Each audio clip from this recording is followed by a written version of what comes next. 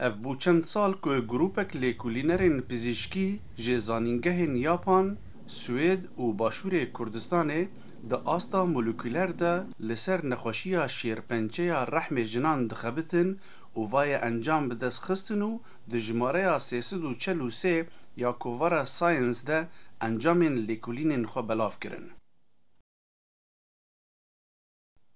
دکتر بستون نوری کو گلک سالان ل نخوشخانه کارولینسک یا زانینگه استکهلم کارو لیکولین کریه و لزانینگه سلیمانی دخبته به شانازی جراگاندنا کردی را انجام لیکولینان به کردی شیرو وکر. من دكتور بستون فايق نوريم له زانكوي سليماني لكوليجي بسيشكي كاردكم 5 ساڵە گەڕاومەتەوە بۆ کوردستان پێش ئەوە 20 ساڵە من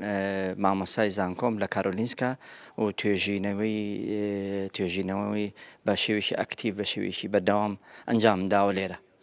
جینێکی تایبەت هەیە کۆنتڕۆڵی بەردەوام کۆنتڕۆڵ و ئاگاداری خانەی دایکی ڕەحمە ئەو جینە ئەگەر کار نەکات ڕەحم کانسەر دروستەکات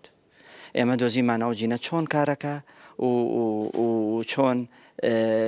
شێرپەنجە لە ڕەحما دروستە بێ و دەرمان خستووە ئیستا کەوا ئەو جینانەی کەوا لە ژێر ئەو کۆنتڕۆڵی ئەو جینە کار دەکەن بە دوور و درێژی دەرمان خستووە ئەمەش بۆ یەکەم کارەتە لە جیانە ئەمە ئەنجام بدرێت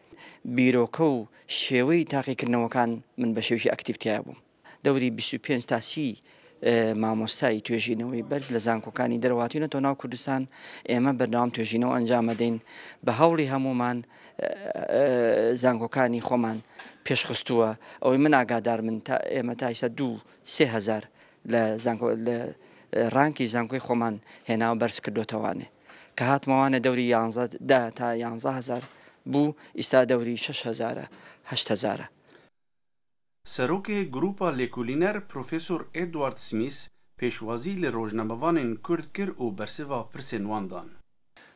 Vi arbetar sedan flera år med en sjukdomsgen. افبو گلک سال ام لیکولینان لسر جینک دکنه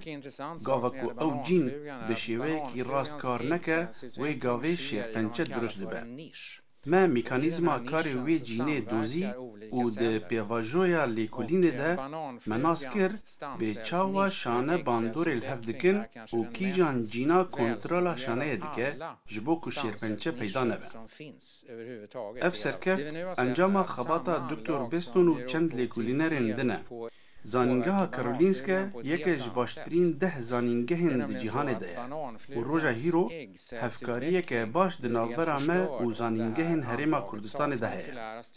و گلک لیکولینرین کرد لورکار دکن و دخوینن و حکومتا هریما کردستان پری خوندن آوان ده ده چارچوبه برنامه توانه سازیه ده. Studenter som kommer hit från Kurdistan, de har sin egen lön med sig, de har medel för att bekosta sin utbildning på det sättet. چندک جه لیکولینرین پزیشکیین کرد که ده برنامه توانسازی دا جهرما کردستان لکارولینسک دخوینین و ده زانسته به چاوانیه که بلند بخوره ببنه کردستانه. ليرة من استبروجكم لسر كانسر بلاد كانسر كبيدرين سرطاني خوين اما ليرة من لسر بروتين شيء دكم كأو بروتينا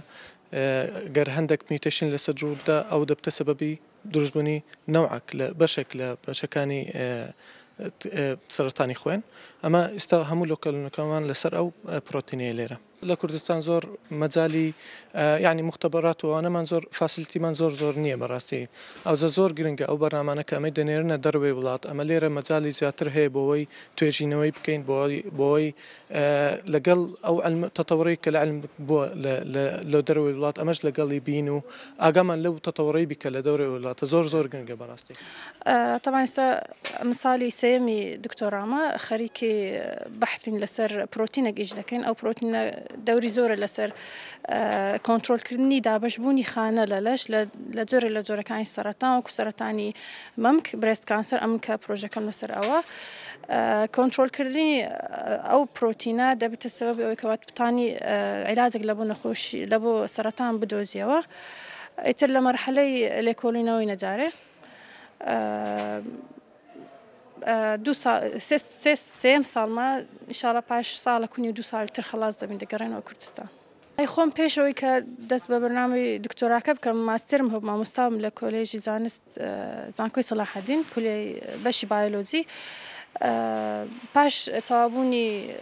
دکتۆراکەمان ئینشاڵڵا دەگەڕێنەوە شوێنی خۆمان هەر دەرس بە قوتابیان دەدەین و حەزیەکەن لە بواری توێژینەوە ئیش بکەین ئەگەر لەمان بڕەخسە لە داهاتوێ. ناردنەوەی تەڵەبە لە بۆ دەرەوەی وڵات لە بۆ خوێندن تەئسیری خۆی دەبیتن لەسەر پێشکەوتنی وڵاتەکە سبێت ئەمە کە دەگەڕێینەوە بە بڕوانامەکی بەرزمان هەیە وەکو دکتۆرا دەتوانین خزمەتی وڵات بکەین بەو شەهادەیە کە هەمانە و ئەکەی دەوریشی هەیە لە تێکەڵبوونی کوردستان لەگەر وڵاتانی دەرەوە تو کولتوری وان دەینە وڵاتی خۆت شتی باشە لێ وەردەگری شتی ئیسیفادە لە علمەکەی دەکەی ئیسیفادە لە ئەو تەتەوڕێکە لە وڵاتە هەیە دەکەی و نەقلی دەکەی لە بە کوردستان ئەکید هەمیێتێکی خۆی هەیە و ئیسیفادەی زۆرە بەرنامەی توانە سازی لەو بارەیەوە. ئیتر لە 2002 من دەستم بە خوێندن توێژینەوە کرد و توێژینەوەکانیشم تایبەتن بە بواری شێرپەنجەی خوێن و هەروەها تۆزێک مەربوطەواتە لینکێکی هەیە بە ئەو کەسانەی کە تووشی بەرگری لەشیان دابەزێواتە ئیمینۆدیفیشنسیان تووشە بێ پرۆتینێک هەیە لە خڕۆکە سپیەکان بەشێکیان پێڵن بی سێڵ ئەم پرۆتینە بەرپرسە لە دروستکردنی دژەتەنەکان ئەم دژەتەنانە ئەگەر لە دسمی ئینسانە نەبێت ئەم شخصە تووشی بەرگری لەشی دابەزێ و تووشی نەقسی مەنەعا بێ ئەم پرۆتینە زانراویشە کەوا دەوری هەیە لە دروستکردنی کانسەرە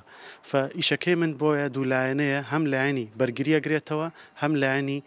شێرپەنجەی خوێنیش دەگرێتەوە تاوەکو ئێستا لە 2002 من 4 توێژینەوەی زانستیم بڵاو کردوێتەوە لە گۆڤارەکانی جیهانە ئەم توێژینەوانە ئیمپاکت فاکتەریان بەرزە و لە جۆرناڵە بەرزەکانی جیهانە بڵاو بۆتەوە نزیکەی ساڵێک تا ساڵ و نیوەکم ماوە بۆی کۆتایی بە توێژینەوەکانم بێنم و ئیتر بگەڕێمەوە بۆ کوردستان و خزمەت بکەم بە توێژی قوتابیان و مامۆستایانی زانکۆی سەلاحەدین و ئومێدەوارم بەشێک لە توێژینەوەکانم لەوێ ئەنجام بدرێ و بتوانم بەردەوام بم لەو خزمەتەی کەوا لێرە فێری بوومە لەوێ بە ئەنجامی بگێنم و بە سەرکەوتووی ئینشاءڵڵا. هەرێما کوردستانê dergehê hevkariyên zanistî bi cîhanê re firehtir dike û lêkolînerên Kurd encamên zanistî yên bilind bi dest dixin û navê zanîngehên Kurdistanê bilind dikin.